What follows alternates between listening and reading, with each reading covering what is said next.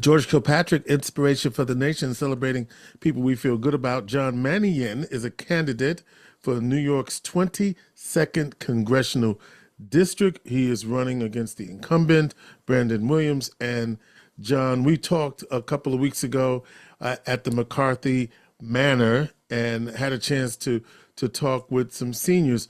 What have you learned since then about issues affecting seniors? Yeah, well, I'll say this. Number one, I think what's affecting everybody here would be how are we going to make sure that we protect Social Security, that when we reach those years, whether we're in them or whether we're about to be in them, we've got to make sure that the commitment we made as we worked by paying into that system is there for us to lead a dignified life as we retire. And, there's some things that are, of course, concerning that I hear about, like, number one, we may want to privatize this. I disagree. Number two, to make sure that it's solvent because people are living older, that we raise the age. And then number three, that there's considerations of what I would say is, I'm sorry, it took me a second because I forgot it, but cost of living adjustment. Let's make sure there's reasonable cost of living adjustments so that people can at least keep up with the inflationary trends. And there is a significant increase this year, but it still doesn't meet inflation. So since our meeting there, I've been to other centers where many individuals are seniors, and we've talked about it significantly and talked about how are we going to protect Social Security and Medicare. And I don't want to go for too long because I've gone long quite a while here already, but I do want to point something out. In Social Security and Medicare, we pay in 6.2% into those systems. And if any of us is fortunate enough to earn $168,600 a year, they pay 6.2%. But that next dollar or next $1,000 or next $100,000 or next $500,000, they don't pay anything in. So for the ultra wealthy, they're paying in a much lower percentage than the majority of us that are, in the working class. So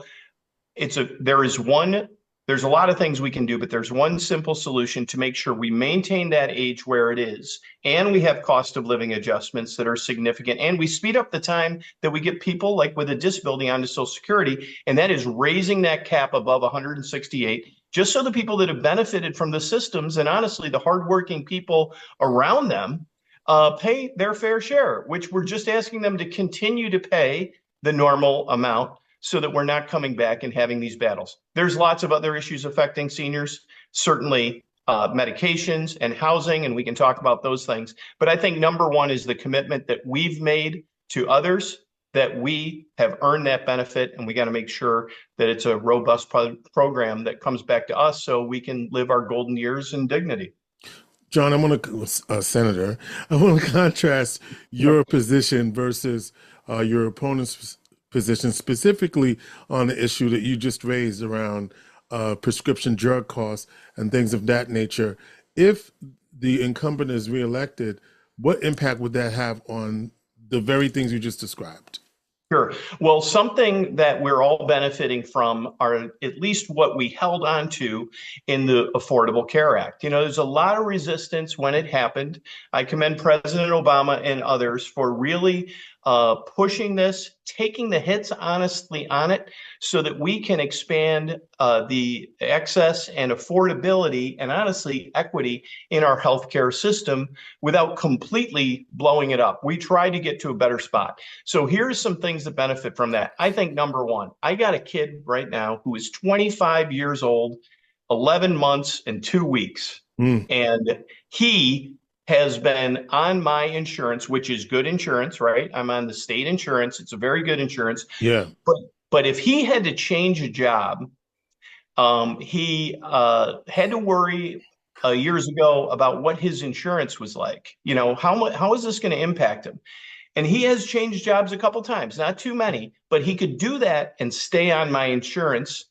And he's not picking up, I'm sure we all probably know this, he's not picking up that premium. I'm picking up the premium, and I'm happy to do it because I want him to have the best chance at success of independence as possible. Now, he's coming off mine, and he's going to pick up his employer's insurance. It's probably not going to be quite as good, and it's probably going to be a little more affordable, or it's going to be a little more expensive for him. But that's really a popular thing. And what have we done recently around the Affordable Care Act also? Capping insulin costs. We need to make sure we cap the maximum of out-of-pocket expenses. We also need to continue and expand the number of medications that can be negotiated. I mean, I think when people hear Medicare can't negotiate prescription drug prices, that's set by the drug companies, it doesn't make sense. And what is really scary, and I try not to get too partisan, but if you look in Project 2025 and you look at what a plan might be under a Trump White House and a controlled House by the Republicans, is they're going after parts of the Affordable Care Act. They wanted to destroy it 4 years ago, through 8 years ago. And, honestly, some advocates held the line. And it doesn't make any sense, really, right? It just doesn't make any sense, right? It doesn't to me because it's widely popular. Now, listen, we look at our paycheck sometimes and we go, man, I'm paying all this income tax, I'm paying whatever this FICA is, and it's tough. It's tough to see that. But, again, these programs of Social Security, Medicare, and the Affordable Care Act, we're all trying to make sure that we were true to our commitment to each other as a country, which is to lift everybody up, give everybody a chance, strip down those barriers. And, these things are widely popular. Whether some people who support the individuals that may want to destroy this know that or not, I don't know. But I think when they've got a 24-year-old kid that unfortunately gets sick or breaks their arm or whatever, it's something that I certainly appreciate, and I try to share and educate people about, how important maintaining the elements of the Affordable Care Act would be. And we can't go backwards. We got to go forwards. Senator John Mannion, candidate for New York 22, what are your top priorities? Let's review those, because I think it's important for people to get to know why Senator John Mannion, is fighting for this region and what you're fighting for. Well, I'm not great at brevity, as we've already found out here, George, but I'm going to try to get through them. Number one, it's the things we just talked about. Number two, it's that we don't diminish the rights of individuals, and particularly right now, it has to do with the potential of taking away a woman's right to choose. And we may differ on that issue, but we've had a standing piece of law for over 50 years that worked. And I believe, I want to make sure that we restore Roe. But I'm a hometown kid. I grew up on the west side of Syracuse. My wife grew up in Eastwood. We lived just outside of the city. For me, I watched the manufacturing jobs go away in the 70s, 80s, and 90s, and that was a rough time. And we did not necessarily transition and get through it, with equity. So, right now, I don't represent every area of Onondaga County. That includes, the city of Syracuse, where we have the highest concentration of minority poverty, basically in the country. So we've got to do better. I think we got great things on the horizon. I think there's a lot of positivity in sort of rebuilding these economic centers throughout our city and throughout the region. And then, of course, we've got Micron. And I hope that but we need transit, we need housing, we need to make sure, most importantly, that there's opportunity in our schools. And I talk to Micron and Center State and the mayor and leaders in the community frequently, and I hear that's happening. Our public schools, our high schools, our businesses, our not-for-profits, I meant to say community colleges, and there's there's very successful programs here that are making sure we're hiring within our communities, and SUNY EOC, OCC, Micron, and this program from the state called OnRamp to make sure we're not missing anybody, and Micron's commitment to making sure that those barriers are stripped down. I believe it. I'm going to fight for it. I'm going to hold people accountable. So it's not all about Micron, but it is about opportunity. And, there's some really inspiring things happening in our schools and our community colleges. We ask them to do a lot. but it's changing lives. And if we're not talking about that age bracket, I've got an apprenticeship program that I funded through the state, MACNY, Manufacturers Alliance of Central New York.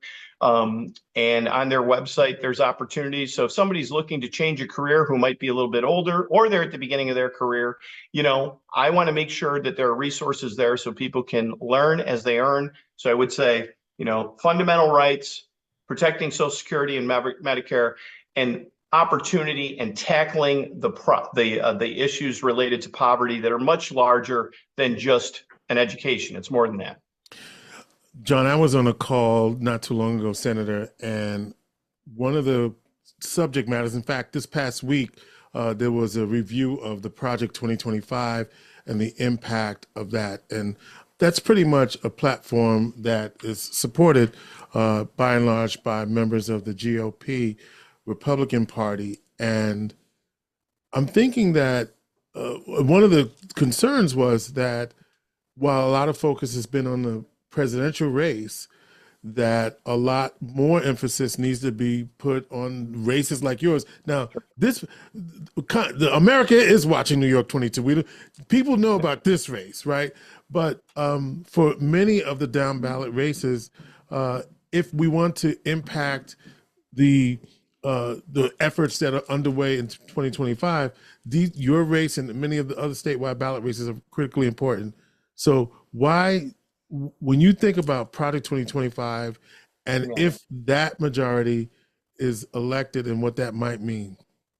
Well, it's very scary. That's why this is really, such an important election. When we're talking about things like getting rid of the Department of Education, which provides, I spoke on TV about this, which provides protections for individuals with disabilities and make sure that funding is coming from the federal government. So our kids, who we all need support, some need more support than others, that there are going to be those protections in law for them. Dismantling the civil service process for government employees and really putting in appointees. We probably need reform in civil service, but we don't need that. So it's very scary. I'll say this, when Congressman Clyburn, I was honored for him to come into the 22nd district at AME Zion Church, and we had a great day and great conversations. But he said, Kamala Harris is our star, right? She's our star, and she's my star too. I'm a supporter of President Biden, but I think I'm going to remember where I was when I heard that he was going to step aside and she was going to run. And she's a force. She's intelligent. She's duly qualified. She served in the executive branch and the legislative branch. And I don't know what candidate in our lifetime has been that. So he said she is our star, but she needs a supporting cast. And that means that if we're really going to hold the line on some of these programs and make sure we're lifting everybody up and there is equity in our systems, then Kamala Harris is the person, but she's going to need a Democratic House that's in the majority to assist her. For me, of course, I'm a proud Democrat. I get to serve in the New York State Senate under Andrea Stewart-Cousins, who's a great leader, and I got great colleagues, and we've done things to try to undo some of the sins of the past, I would say. But in a world where we don't have the House and we don't have the Senate and we lose the White House, there's no backstop there. That ball just keeps rolling and rolling and rolling down that hill. So we need some backstop, and I hope and believe that Kamala Harris is going to win this presidential election and swing that pendulum back in the right direction. But the House very well could be the backstop if that doesn't happen, to make sure some really nasty, I say nasty, but some really impactful, it would be a professional way to say it, legislation doesn't happen. That is part of that Project 2025. Senator Mannion, what is your position or views on federal gun control legislation, and how do you plan to address gun violence at both the local and national levels? George, I don't say this a lot, but I've been thinking about it a lot, and maybe it has to do with some of the commercials that are out there that try to paint me a certain way. I've had 2 first cousins killed by gun violence, right? So it has impacted my family. Now, I was young when those happened. I'm 56. I think we're going over 40 years for one of those. But I want safe communities. And when we talk about the violence that exists in our culture, one thing has changed over the course of a generation. We probably have twice as many guns that are in our communities. So, listen, I'm a supporter of the Second Amendment. I'm going to say this. There was only 2 counties in New York State where you could not hunt deer and bear with a rifle. One of them was Livingston and one was Onondaga. And it was my legislation that made that change, and it just happened. But these weapons of war that are out there, no one needs those guns. They don't. And they are the ones that are so impactful. We lost 2 police officers with weapons that had been altered and were really, something that, they're killing machines. It's awful. So, I work with, I commend Attorney General James in this state and the legislature we do have restrictive gun laws in the state. And that is a part of it. The guns are a part. There's other parts of it too, where we really have to have the societal supports in place so people have opportunities. But at the federal level, I'm supportive of an assault weapons ban. We had one in the past for a time that was passed bipartisanly and has become more partisan. And, we didn't have the level of mass shootings like we did back then.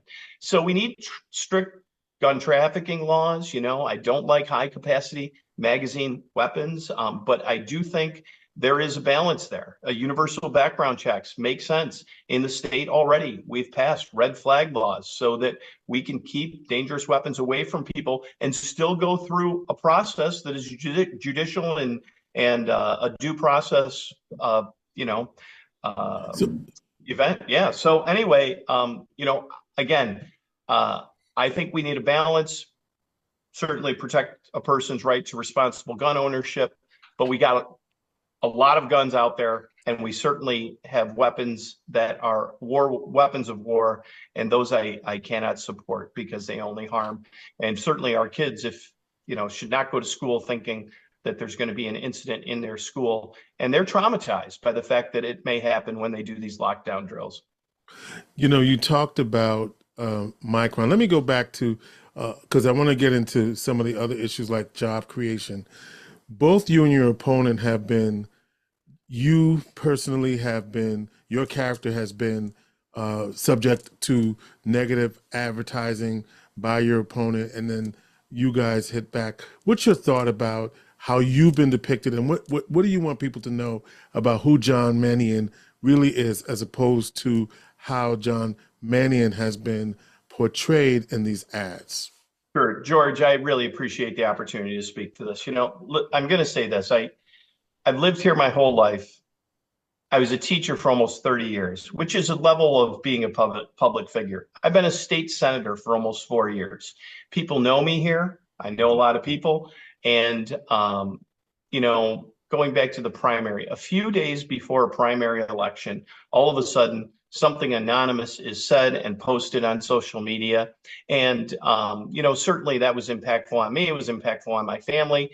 But what I say, not what I say, what is the truth is some of this in this letter are blatant lies. Some are exaggerations. Some are conflating things that really should not be conflated. And so anyway, we got through the primary. I won the primary. I rejected what was said about me. And then, there was a Senate investigation, which again, these employees had not been employed by me. It's reported in the media for several years, and they're mandated to report any actions of workplace, inappropriateness or anything like that. So anyway, I'm mandated as well. And the reporting can go to the Attorney General, Office of Civil Rights, any other office.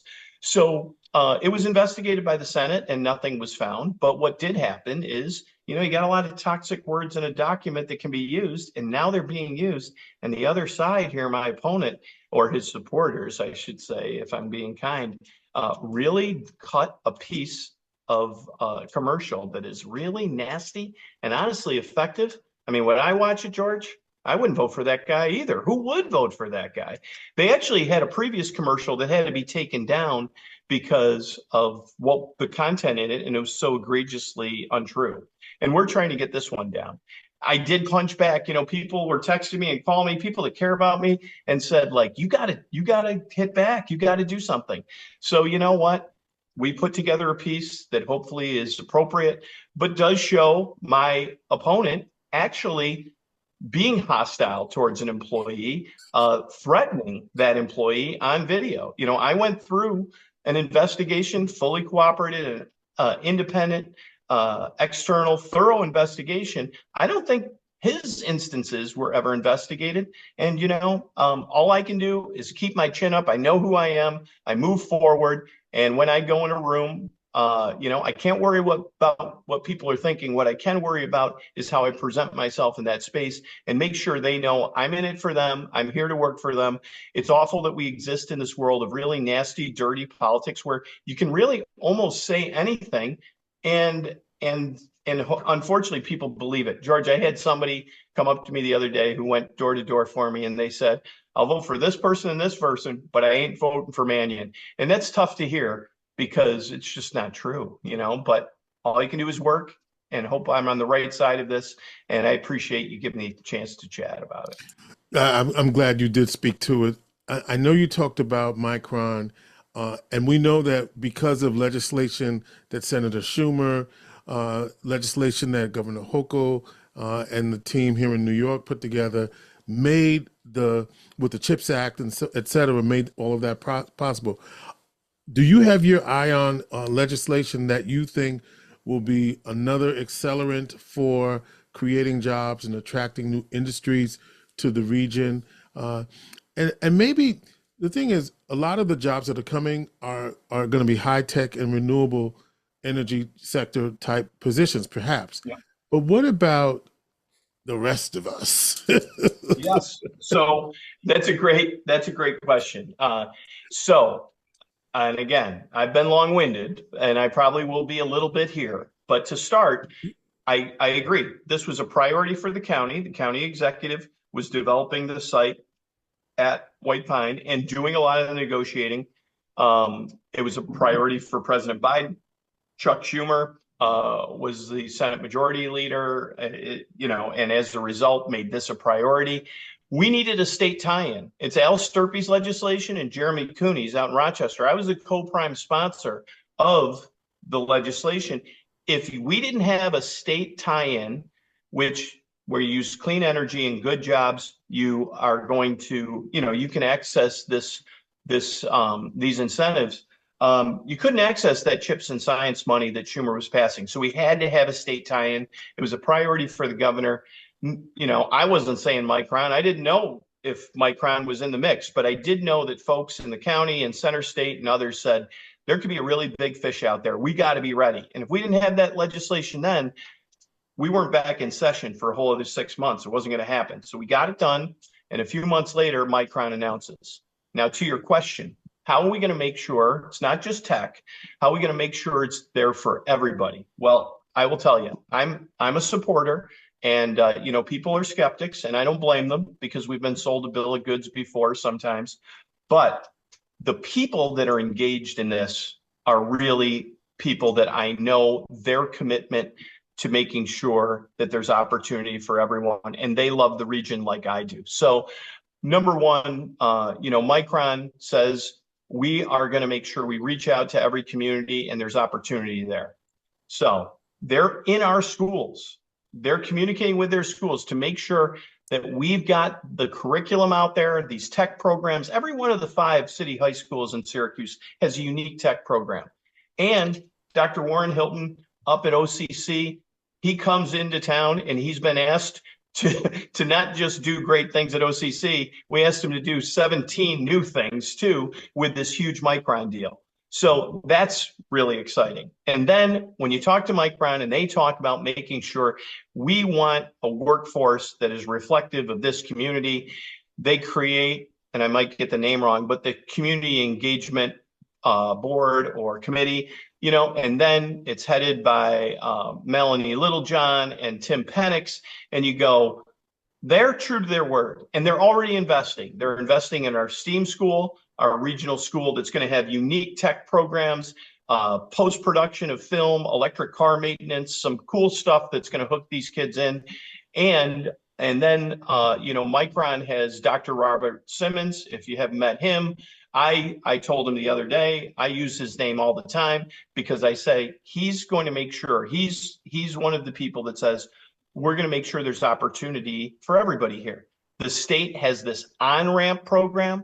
There's going to be multiple sites, but the first one is here to work with our schools, work with our community colleges, work with higher ed, not-for-profit, to make sure we can meet not just the tech needs, but the healthcare needs, the education needs, the municipal needs, that we've got the people trained, and we're very intentional that we can't let one piece of our economy slip because we've got our eye off of healthcare, we got our eye off of housing or whatever it is. So I trust those people. I'm glad we got good people in place to make sure that all of our employers are hiring in a way that's reflective of our community. And number two, that we have this economic ecosystem that works and comes to fruition like we all hope that it will. Let me pick up on this hiring that looks like our community. How do you plan to, as Congressperson, address what racial and social justice issues in this country, and what policies do you support to promote equity and inclusivity? That's a real question for the members of our audience. Yes. So number one, I should go back to something I wanted to say is a priority, and I won't belabor it, I promise. But, the John Lewis Voting Rights Act is something that I'm going to sign on to right away. It is a way to make sure that there is participation in our democracy that is fair. And it's hard to even say that out loud, because what we see are instances where it's not, where polling sites they're inaccessible in some places, they're not proportional to what they should be, the amount of parking. I'm going too long, but you get it. Number two, how do we make sure that we do what we're committed to do? And I do think that some of those programs that I talked about are important. In the state, I actually have my own legislation related to MWBE renewal process and application, that if an application is rejected for whatever reason, that there's a more detailed report and an attempt to very quickly make an amendment so that someone can be certified as an MWBE. When we have federal projects and we have state projects, every one of those should include a commitment to making sure that there's diversity in their hiring, and we're hiring contractors that are in that space. And then there needs to be accountability above that from the Department of Labor. And, honestly, I hear this all the time, which is projects move forward and it's in the language, but then if you're really on top of it, maybe they weren't true to what was supposed to happen. And then something that is outrageous to me, George, that happened in our courts, which is, striking down affirmative action. I just can't believe that we are there, because when you look back at our history, when it comes to housing, when it comes to lending, when it comes to employment, we're not where we need to be. And as a result, we want to make sure that there's access to everybody. So, I think a lot of good has been done in making sure that we're very intentional in our educational and employment institutions to undo, like I said, some of the sins of the past. The fact that has been shot down is really concerning and troubling. And, if I can shore up legislation to make that stronger, and that's part of what I want to do. I got two issues if I have the time. Can I? Do I? With me, yes, I'm lucky. All right, listen. As a former teacher and union president, how do you propose to improve public education and expand workforce training programs?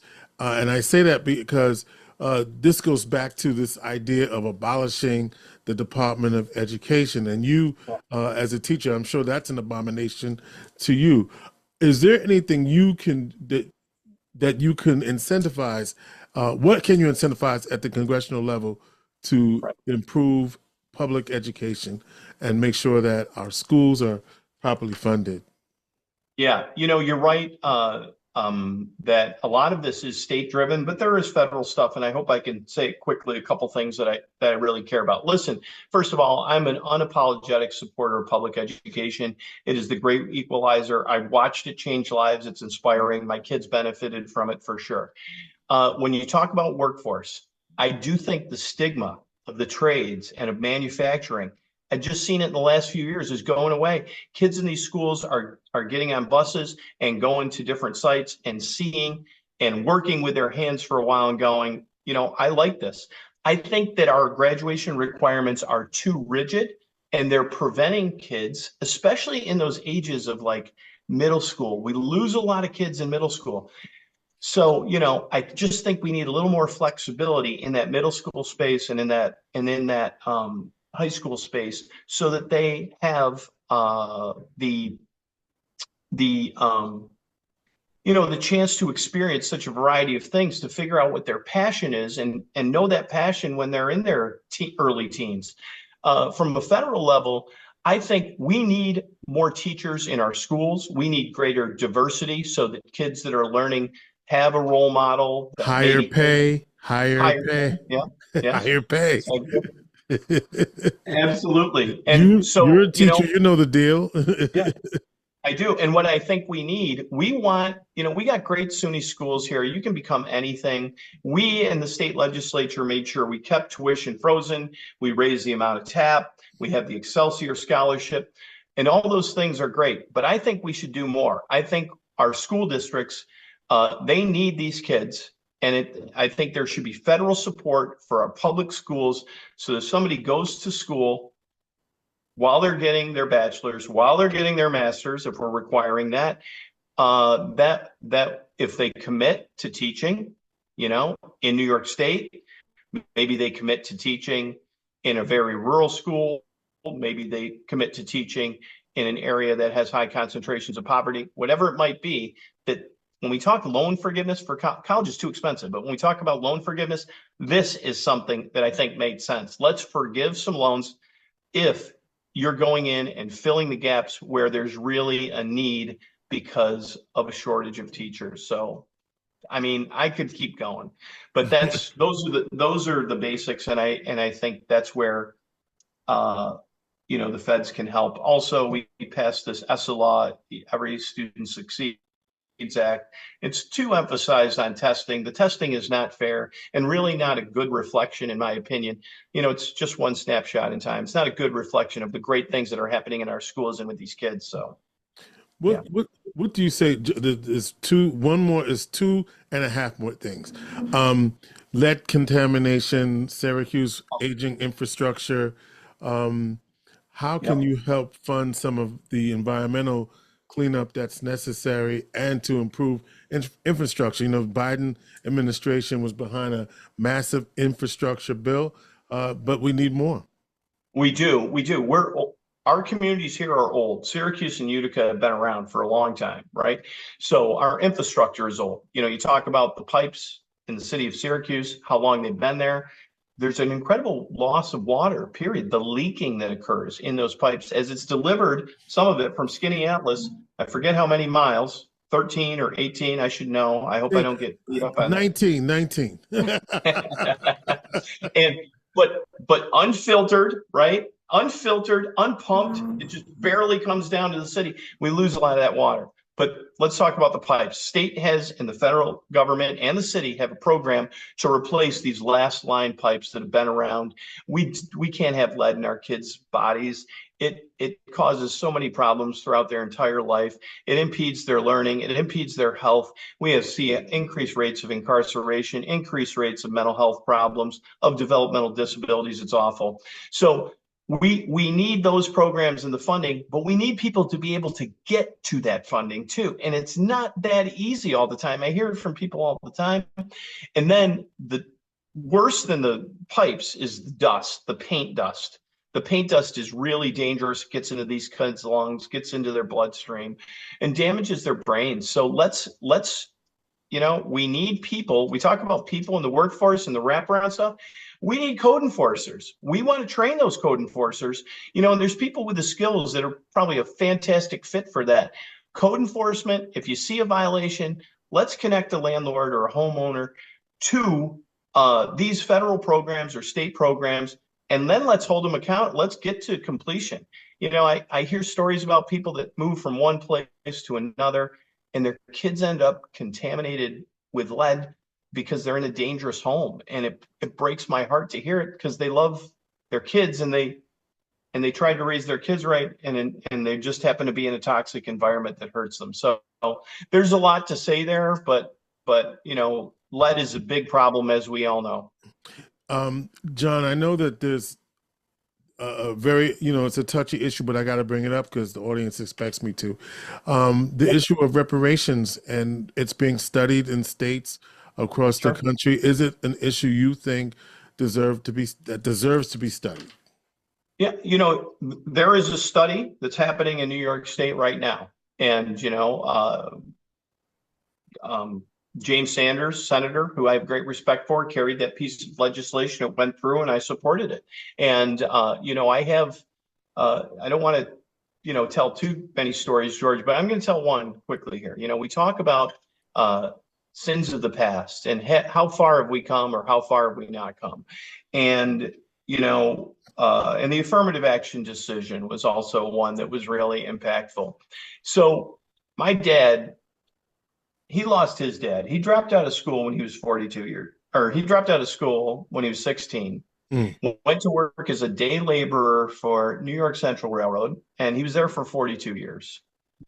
I told this story on the floor when we were going through that piece of legislation. And so one nice thing that we got as a family of somebody who worked on the railroad, and he was a clerk, he wasn't an engineer or anything, but there were places we could take the train for free or for a reduced price. So sometimes my dad would just take me on the train, and we get to go into the engine and the caboose and all of that. And I was probably 10 years old. It was about 1968. He worked for New York Central. It was the only job he had as an adult. 42 years he worked there. So we're walking around, we're meeting all these people, and he opens the door, we go into a room, and it's where the porters are. So everybody in the room is an African-American male. And we have a chat like we did with the engineer and everybody else. We had a nice time. And I said, Dad, why are all the black men in one room together? And he said, well, that's the only job they're allowed to have. They're only allowed to be a porter. Now that had actually changed a little bit prior to that. It was found, through the courts, I believe, to be an illegal discriminatory practice. But that was 1978. That's recent. That's just yesterday.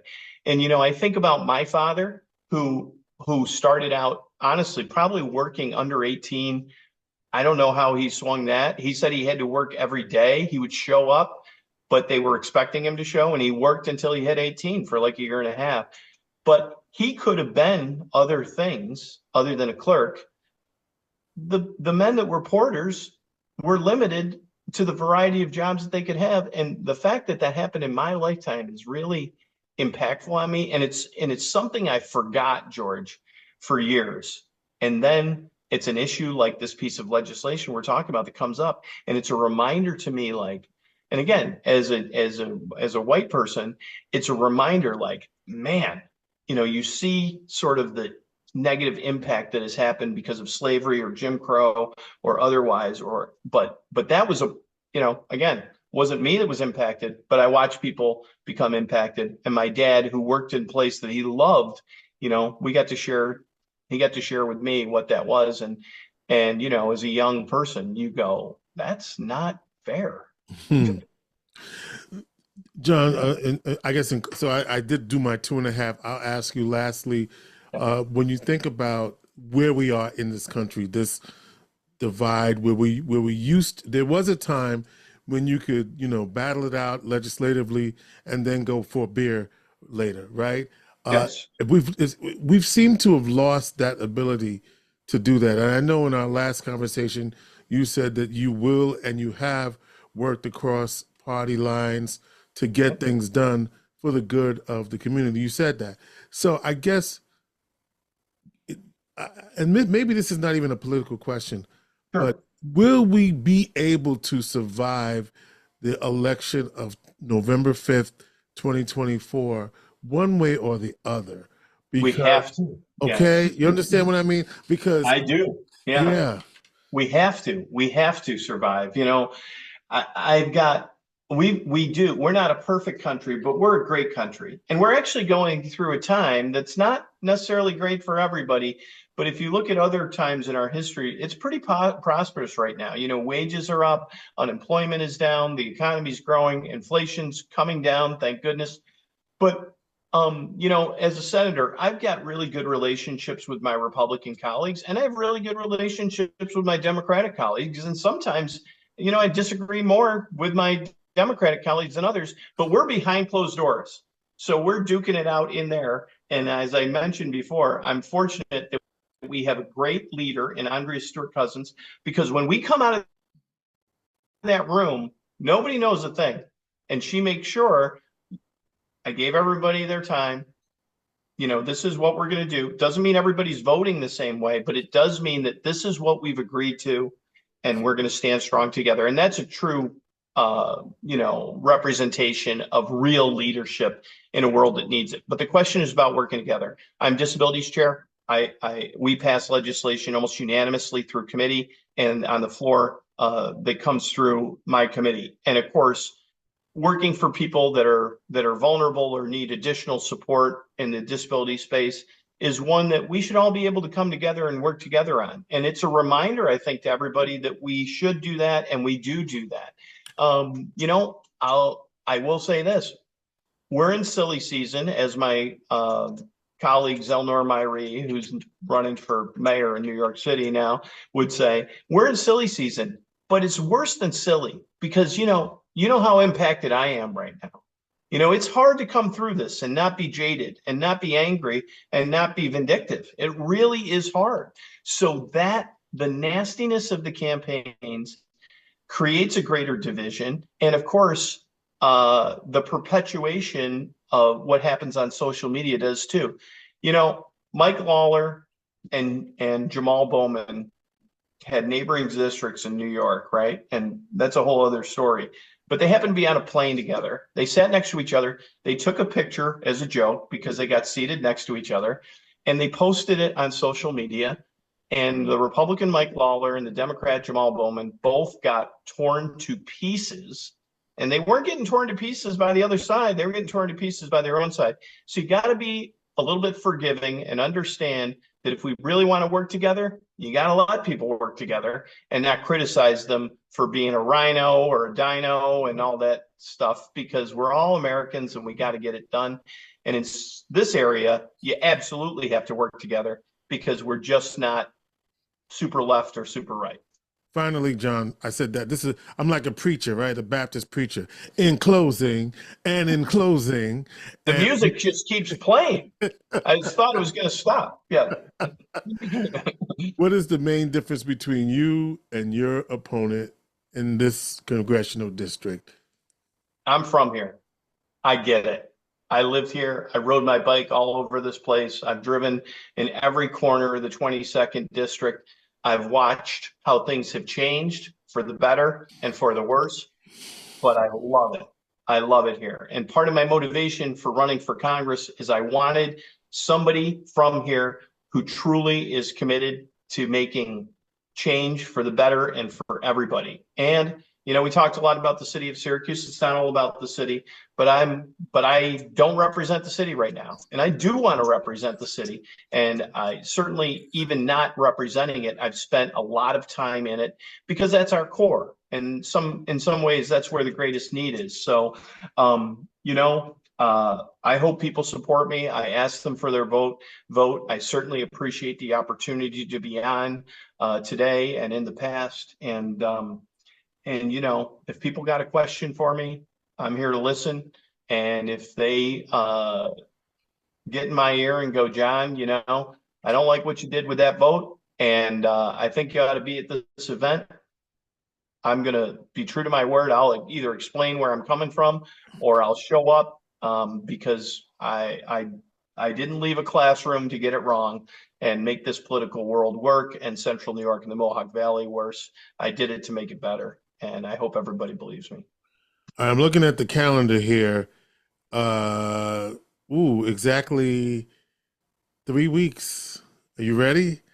Yes, it was. When people ask me how I'm doing, George, I go, it will end. It's going to end. It's going to end. And because you've been watching, this is my fourth election. So I've got through 3 of them. I have never won or lost on election night. And it always gets dragged out to a hand recount or whatever. But that's what Central New York is. We're down the middle place. We have diversity of thought, and that's where we land. So I hope I get a good result on election night and I can enjoy it and celebrate, because last time, one time during the pandemic, I was celebrating by going through the Burger King drive-through, and it wasn't on election night. It was like 4 weeks later. Well, good luck to you, John Mannion, candidate for the 22nd Congressional District. And just to clarify for folks, when John said he doesn't represent the city, he meant currently as state senator. Right. But of course, as congressman, he would represent the entire region. All right. George Kilpatrick, Inspiration for the Nation, John Mannion, Senator John Mannion, State Senator John Mannion. Good luck to you. Just John, George is fine. Thank you so much. All right. I don't want your people coming after me. You didn't call him state senator. But anyway, John, we're good. We're good. We are, yes. Well, I don't know if I'm still on, but let me close out George Kilpatrick, Inspiration for the Nation.